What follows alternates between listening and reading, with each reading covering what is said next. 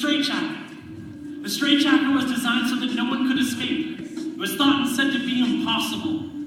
The reason the straitjacket was so effective in containing patients when they were once used, preventing them from hurting themselves or their doctors, is that there were so many steps involved in escaping from the straitjacket that the people that were wearing them couldn't break down those steps, and oftentimes they'd give up on escaping before they even started trying, because again, the steps were just too many, too complicated. That's the reason that I want to teach you guys here tonight how to escape from a straitjacket, so that you guys can make the connection of taking big, seemingly impossible things down, breaking them into enough small steps in order to make it work. Now, if you take one thing away from my presentation tonight, let this be it. This was the piece of advice that was given to me when I was in high school that I've used to help accomplish 3 Guinness World Records. I've actually just applied for my 4th. But more importantly, it's launched my career, literally traveling around the world, getting paid to breathe. If you want to achieve more dreams than you ever thought possible, get in the habit of telling as many people your dream as possible. The more people you tell, the more likely you are to achieve it. Because every time you tell somebody one of your goals, it's going to reinforce in your head that that's what you want to do. You'll also notice that you build up a network of support. People will come up to you with ideas and connections that you never knew were out there. The goal of this is to slam the straitjacket onto the stage. So without further ado, you guys ready to learn how to escape from a straitjacket? Yeah. What I said was, are you ready to learn how to escape from a straitjacket? Excellent, excellent. Well, let's do this then. Breaking it down into manageable steps. Step number 1 in the straitjacket escape is to get my right hand, it's the hand on the bottom, onto my left elbow. This is known as the painful part of the straitjacket escape. Again, if you're squeamish, you may want to turn away from the first few steps. Sometimes you can see it, sometimes you can hear it. Believe me, I can always feel it. Step number 1 looks like this.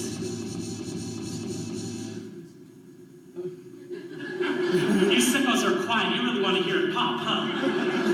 All right, here we go. Don't know why that stopped. Let's do this. Right hand, left elbow.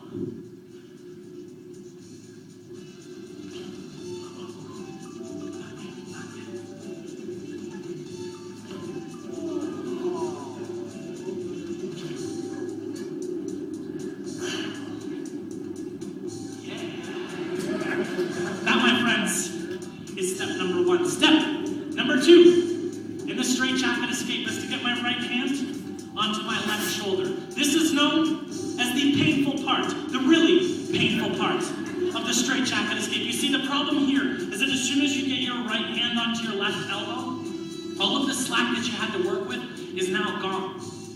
Harry Houdini found that by dislocating the left shoulder this time, gives you a little extra slack. His method would be to jump up off of his feet. Landing on the elbow, it forces the shoulder completely out of socket. It looks like this. No. Yeah, nice try. Just kidding, I'm not going to do it like that. Here we go. My rotator cuff muscles have been torn so much. It's not always necessary to do it that way, but here we go. Right hand. Sorry. Right hand, left shoulder. Looks like this.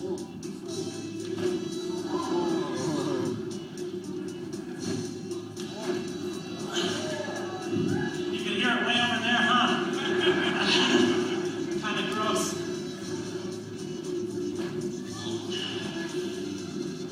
Okay. Now, my friends, this step number 2, see, breaking it down, then result. Step number 3 in the straitjacket escape is to squeeze my big head through that little hole. I should point out that every time I reach my arms up, a certain strap tends to go with it, which makes my job really uncomfortable at this point. Here we go. Yeah, the voice jumps up an octave, you'll know exactly what's up. Here we go.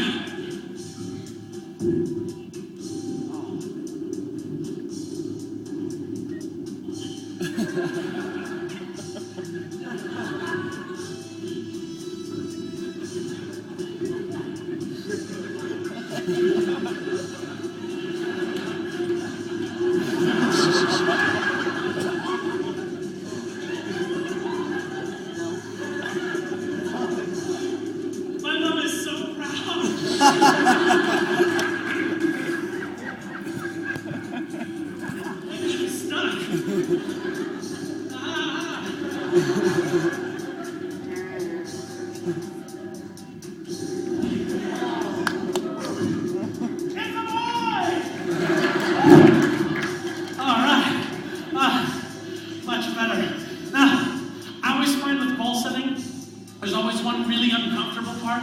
part that once you get through it, everything is so much easier, everything's downhill from there. This is represented perfectly with the crotch strap. Step number 4, not itching my butt, I'm undoing the crotch strap. It looks like this. For those of you, by the way, with the cameras, might want to use the zoom feature for this one. It's already recorded. 1, 2. Ooh, yeah, take it off, magic boy. Oh, excellent.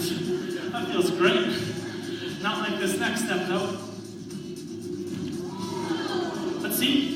Break it down into small steps, you get results. I'm already on the final step.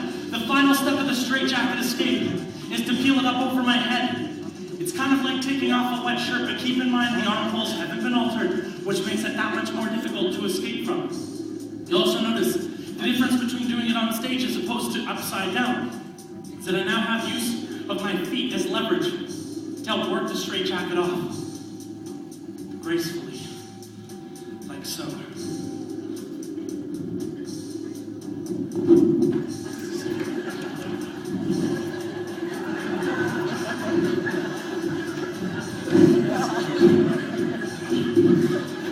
As graceful as a ballerina, I know what you're thinking.